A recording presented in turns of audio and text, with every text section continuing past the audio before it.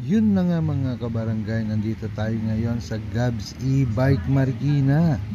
Maraming ang unit na mapagpipilian dito at mura pa at may mga freebies na kasama.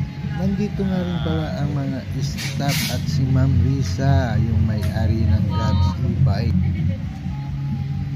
Hello Ma'am! Ma'am Risa ng Gabs. Kasama ko nga pala si Kapitana Juliet at ang batang makulit at ayan, may napili na silang unit ng e-bike.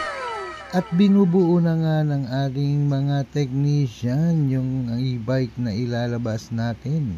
At pag bumili ka nga pala niyan ay may kasamang isang mountain bike na freebies.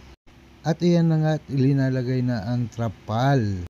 Dahil kasama na yan sa mga freebies ng unit. At kagandahan niya dito ay solar panel na siya. At ito na nga, isinakay na yung unit na dadalahin sa Project 3. Kaya kita-kits mga kabarangay. Thanks for watching.